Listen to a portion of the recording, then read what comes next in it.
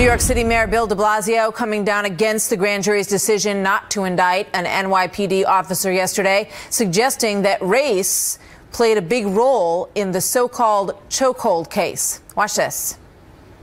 There are so many families in this city who feel that each and every night. Is my child safe?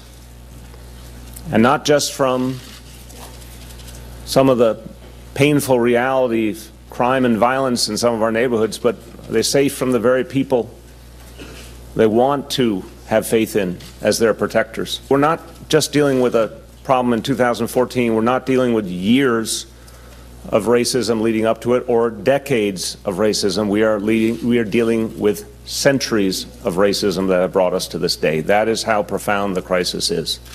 What a statement there from the mayor. Kevin Jackson is the executive director of the Black Sphere and the author of Race Pimping, the Multi-Trillion-Dollar Business of Liberalism. Leslie Marshall is a syndicated radio talk show host and a Fox News contributor. Welcome to both of you. Obviously, a very significant moment in all of this, a decision that surprised a lot of people. But is it all due, Kevin, to what the mayor calls centuries of racism? Absolutely not. De Blasio could not be more wrong. You know what it has to do with is the decades that the Democrats have been in charge of these urban indoctrination centers known as cities. And in this particular case, if this man had been white, we wouldn't even be having this conversation. De Blasio has presided over the death of many, many black people in his city, and he's not said a word. And all the Democrat and independents that have run that city up to this point have not said a word about these deaths.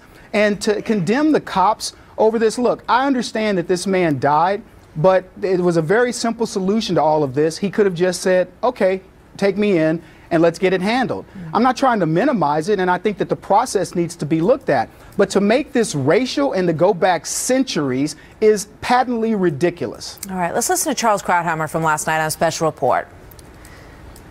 From looking at the video, the grand jury's decision here is totally incomprehensible.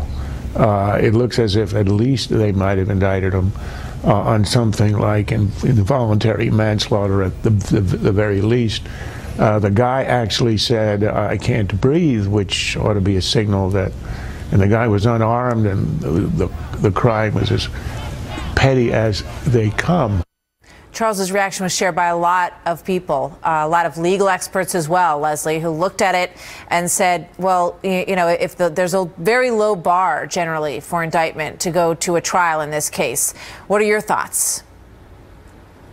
I have to say, I can't breathe. I can't breathe. It's very clear. My understanding on my talk show yesterday, talked to a number of law enforcement officials regarding chokeholds and the various types of chokeholds. But if somebody's screaming, I can't breathe, and you have 4 officers and the man's on the ground, he is then in fact subdued. He did not have a weapon. He does not have a history of violent crime, and selling loosies 1 cigarette at a time on the street is certainly not violent. But to the point of race, the bottom line here is the statistics are overwhelming with the amount of racial profiling, not just toward African Americans in this country. The issue is, and I am a white woman, I do not have this plight, that if a black man is walking in my neighborhood, he might be stopped and questioned as to why he is there. And that is wrong, and that is a violation of an individual's civil rights. And the Justice Department needs to look into things like this as it is. All right, let's listen. I think you want to respond, Kevin. Go ahead.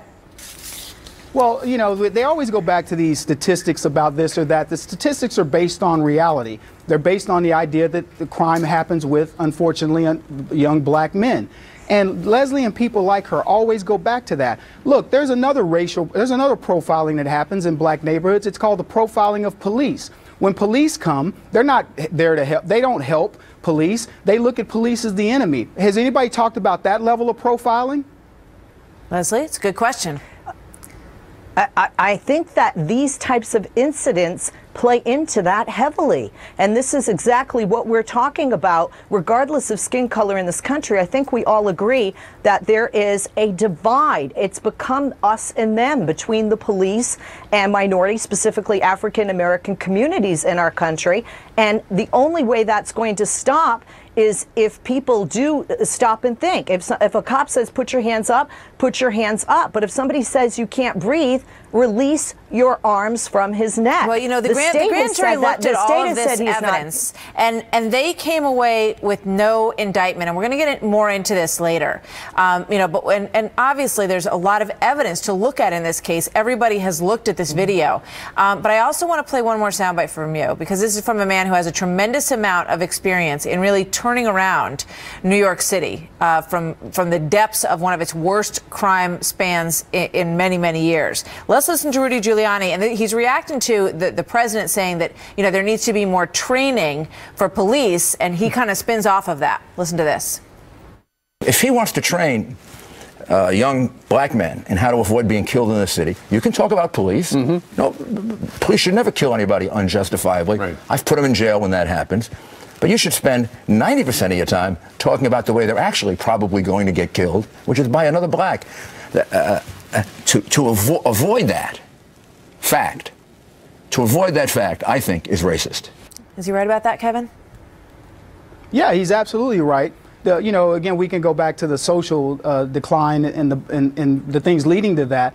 The other thing that I think that we should be talking about is, I mean, in terms of Rudy nailing this, because I think what happens is we tend to overlook that, and it isn't that blacks are bad. It isn't that we've got some problem, you know, that there's something with us in terms of our DNA. What it has to do with the situation that we've been put in. And Rudy's right in that we need to be having these types of discussions and not running from it. And what happens is we end up going back to statistics, and I know that's where Leslie will probably head.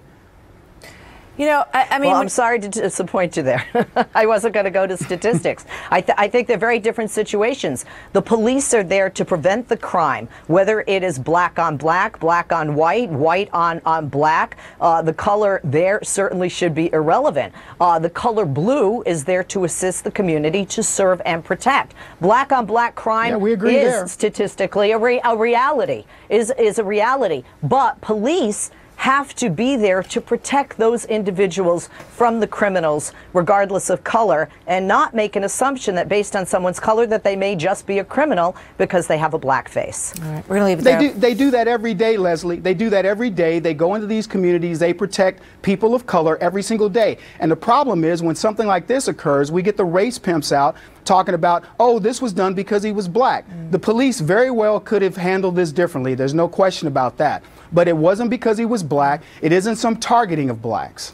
We'd like to be able to have these conversations and not mention the color of either person, because that's what it really comes down to, is the evidence and what happened in the case.